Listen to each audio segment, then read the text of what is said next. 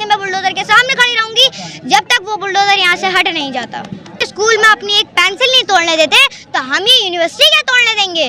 अगर ऐसी यूनिवर्सिटी टूट गई और अगर किसी ने भी ऐसी बनाने की सोची ऐसी यूनिवर्सिटी, तो वो पूरे लाइफ में ऐसी यूनिवर्सिटी नहीं बना सकता जैसे ये वाली यूनिवर्सिटी बन गई है। मोदी जी, आप कहते हैं कि बेटी बचाओ बेटी पढ़ाओ, आप तो नारा देते हैं बेटी बचाओ बेटी पढ़ाओ, आप तो नारा देते हैं कि पढ़ेगा इंडिया तो तभी बढ़ेगा इंडिया। तो मैं कहना चाहूँगी कि जंतर मंतर में जो पेपर लीक हुआ था नीट का, वहाँ पे जो बेटी अपने जस्टिस के लिए लड़ रही थी, तब तो बेटियों पे लाठीचार्ज हो गया था। जब तो बेटी इतनी पढ़ रही थी तो क्या ये बेटी बचाओ हुआ? और ऐसी सेफ यूनिवर्सिटी गर्ल्स के लिए टूट रही है, ये यूनिवर्सिटी टूट रही है तो ये बेटी पढ़ाना हुआ? आप कहते हैं कि जब बढ़ेगा इंडिया तभी बढ़ेगा इंडिया, तो हम लोग कहाँ से पढ़ेंगे जब ये यूनिवर्सिटी टूट जाएगी तो? और डीएम सर से मुझे इतना मोटिवेट मिलता है, और अगर वही मेरा मोटिवेट तोड़ देंगे तो फिर मैं कहाँ से बनूंगी? जंतर मंतर पे आप उस वक्त जाके देखते, वहाँ पे हिंदू मुस्लिम सिख ईसाई एक ही थाली में बैठ के खाना खा रहे हैं, तो आप इसको राजनीति की नजर से कैसे देख सकते हैं?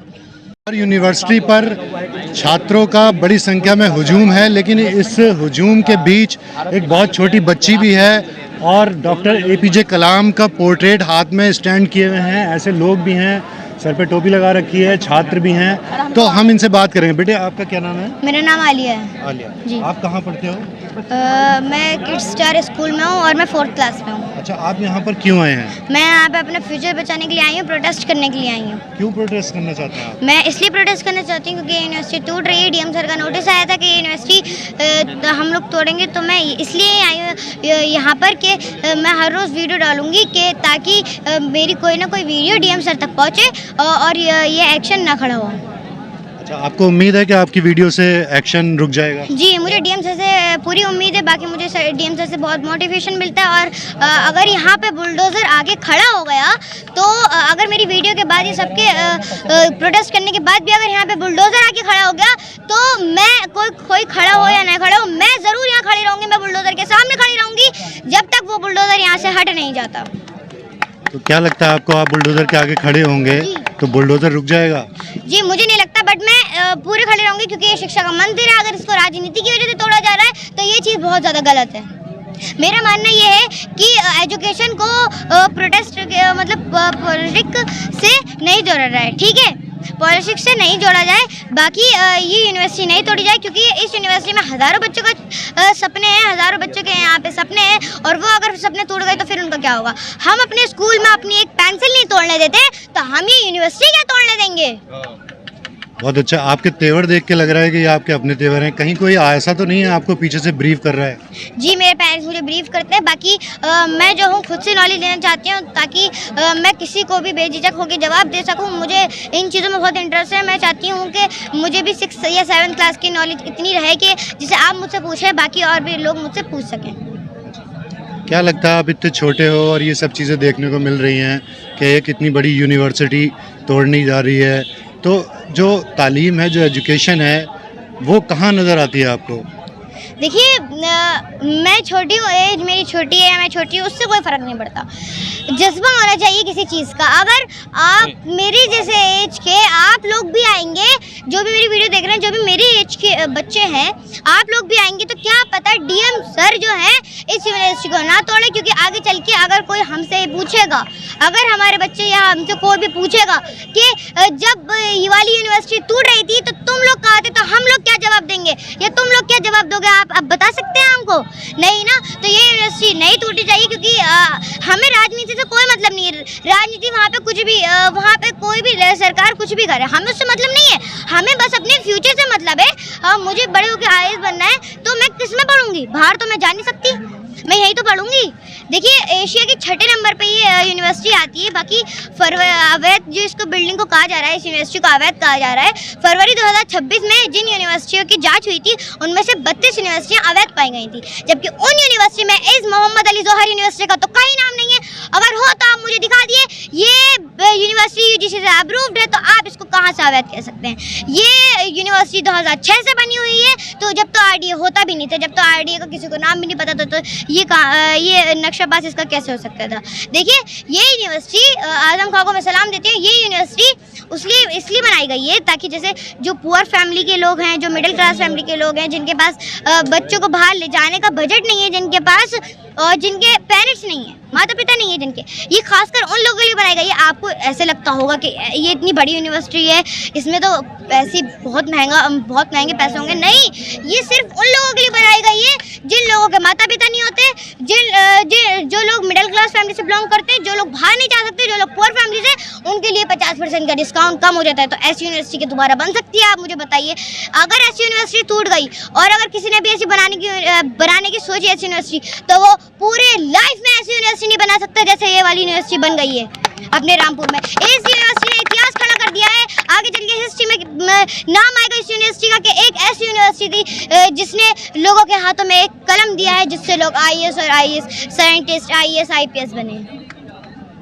मान लो योगी आदित्यनाथ यूपी सीएम आपकी बात सुन रहे हो, तो आप उनसे क्या कहना चाहेंगे? मैं उनसे कहना चाहूँगी कि मोदी जी आप कहते हैं कि बेटी बचाओ बेटी पढ़ाओ, आप तो नारा देते हैं बेटी बचाओ बेटी पढ़ाओ, आप तो नारा देते हैं कि पढ़ेगा इंडिया तो तभी बढ़ेगा इंडिया। तो मैं कहना चाहूँगी कि जंतर मंतर में जो पेपर लीक हुआ था नीट का, वहाँ पे जो बेटियाँ अपने जस्टिस के लिए लड़ रही थी, तब तो बेटियों पर लाठी चार्ज हो गया था। जब तो बेटी इतनी पढ़ रही थी तो क्या ये बेटी बचाओ हुआ? और ऐसी सेफ यूनिवर्सिटी गर्ल्स के लिए टूट रही है, ये यूनिवर्सिटी टूट रही है, तो क्या ये बेटी पढ़ाना हुआ? आप कहते हैं कि जब बढ़ेगा इंडिया तभी बढ़ेगा इंडिया, तो हम लोग कहाँ से पढ़ेंगे जब ये यूनिवर्सिटी टूट जाएगी? तो चलिए, अगर मान लिए 99% में से 1% के पास पैसा है तो वो पढ़ के पास होगा, ठीक है। अब 99 लोग के जाहिल ही रहेंगे।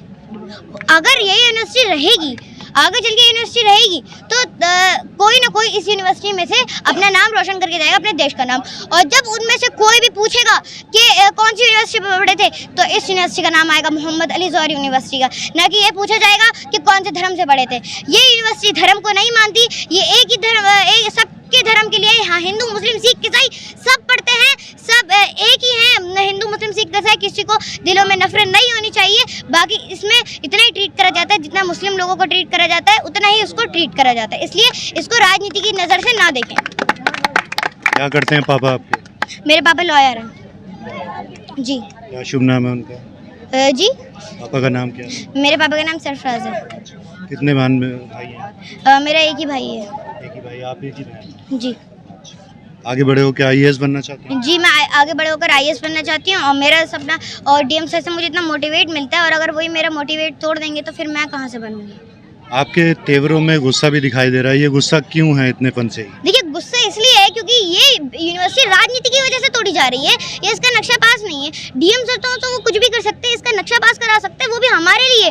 डीएम सर से हमें इतनी उम्मीद रहती है, और वो हमारी वो उम्मीद तोड़ देंगे तो हमारा क्या होगा? इसे यूनिवर्सिटी को राजनीति की नज़र से देखा जा रहा है। क्यों देखा जा रहा है? जबकि इसमें तो हज़ारों बच्चे पढ़ते हैं, जिनमें से कोई मुस्लिम होगा, कोई सिख होगा, कोई ईसाई होगा, कोई हिंदू होगा। बताइए, अब इसे राजनीति की नज़र से क्यों देखा जा रहा है? अगर कोई यहाँ पे मेरी वीडियो देख रहा है जिसके मन में भी शक है कि इसको राजनीति की नज़र से देखा जा रहा है, तो ज़रा सुन लिए आप, जंतर मंतर पे आप उस वक्त जाके देखते, वहाँ पे हिंदू मुस्लिम सिख ईसाई एक ही थाली में बैठ के खाना खा रहे हैं, तो आप इसको राजनीति की नज़र से कैसे देख सकते हैं?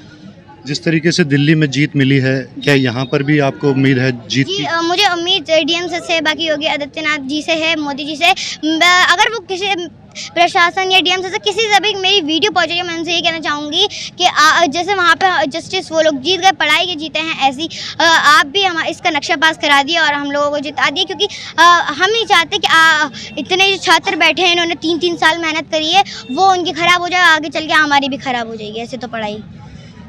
Thank you. कहते हैं कि नौजवानों में देश की तकदीर और तस्वीर बदलने का जज्बा होता है, लेकिन हमारे साथ यहाँ एक ऐसी मासूम है जिसके जज्बात और तेवर देखकर सीधा अंदाज़ा लगाया जा सकता है कि देश की तकदीर और तस्वीर मासूम भी बदल सकते हैं अगर उनकी आवाज़ को सही तरीके से सुना जाए। उस मासूम बच्ची के बहुत सारे प्रेस्क्रिप्शंस हैं, बहुत सारे सलाह एडवाइस हैं, जिसमें अगर गौर किया जाए तो एक तालीम का जो मंदिर है, शिक्षा का जो मंदिर है, वो टूटने से बच सकता है।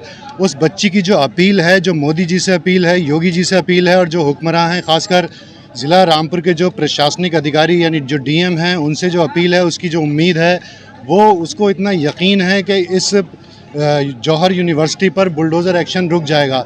तो हम भी ये इस बच्ची के साथ अपील करना चाहेंगे। जी, मैं कहना चाहती हूँ कि यूनिवर्सिटी सिर्फ एक डिग्री नहीं देती बल्कि कॉन्फिडेंस, नॉलेज और एक बेहतर फ्यूचर देती है। हमें हर एक यूनिवर्सिटी का हमेशा इम्पोर्टेंस मिलनी चाहिए, हर एक यूनिवर्सिटी को हमेशा एक इम्पोर्टेंस मिलनी चाहिए। बट ये वाली यूनिवर्सिटी को तो इम्पोर्टेंस मिल ही नहीं रही, जबकि इस यूनिवर्सिटी ने अपने हाथों में, हमारे हाथों में एक कलम दिया है जिससे हम लोग बड़े बड़े अपने सपने पूरे कर सकते हैं। देखिए, अगर ये यूनिवर्सिटी टूट गई तो ऐसी यूनिवर्सिटी कोई भी नहीं बना सकता। अगर ये यूनिवर्सिटी टूट गई और किसी ने ऐसी यूनिवर्सिटी बनाने की सोची तो वो कभी अपनी पूरी ज़िंदगी में ऐसी यूनिवर्सिटी नहीं बना सकता जैसे इस आज़म खां बना के चलेगा ऐसी यूनिवर्सिटी। आप तो अभी यूनिवर्सिटी में आए नहीं हो, छोटे स्कूल में पढ़ते हो, 4th क्लास में, तो यूनिवर्सिटी के बारे में इतना कुछ कैसे? देखिए, मुझे इन सब चीज़ों में नॉलेज है, इतनी इंटरेस्ट है ताकि मैं भी आगे चल के बड़े होकर बहुत सारे अपने सपने पूरे करूँ। तो मैं अभी से इंटरेस्ट रखती हूँ सभी बातों में। बाकी मुझे पेरेंट्स सपोर्ट करते हैं। बाकी मैं सबसे ये कहना चाहूँगी, जितने भी लोग मेरे वीडियो देख रहे हैं, आइए यहाँ सपोर्ट करिए। मैं नहीं, आप अगर बड़े हैं तो छोटों के लिए सपोर्ट करिए। आप आइए तो कम से कम क्या पता डीएम सर तक आपकी आवाज़ चली जाए और डीएम सर आपकी बात सुन के इस यूनिवर्सिटी को ना तोड़े। आप घर में आराम से एसी में बैठे हुए हैं, बट इन लोगों का देखिए कितनी गर्मी में भूखे प्यासे बैठे पड़े, इसलिए आप भी आइए और इन लोगों को सपोर्ट करिए। Thank you. देख सकते हैं कि मासूम बच्चों के अंदर भी वो तेवर है और मासूम भी देश की तकदीर और तस्वीर को बदलने के लिए यहाँ लगे हैं, धरना प्रदर्शन में अपनी मुहिम जा रहे हैं। यहाँ तक कि उनका कहना है कि सिर्फ वो बातचीत के ज़रिए ही नहीं, अगर बुलडोज़र आएगा तो उस बुलडोज़र के सामने भी आने को तैयार हैं। मासूमों का ये जज्बा है। हम ये चाहते हैं कि इस मासूम की आवाज़ इस ऐवान शाही के आखिरी पायदान पर, सबसे ऊंचे पायदान पर भी जो बैठे हैं, उनके भी कानों तक जाना चाहिए, ताकि इस मासूम की आवाज़ को सुना जाए, समझा जाए और आखिर उनके जज्बात क्या हैं उन्हें समझा जाए। ऑक्सीजन न्यूज़ नेटवर्क के लिए रामपुर से मैं शन्नू खान।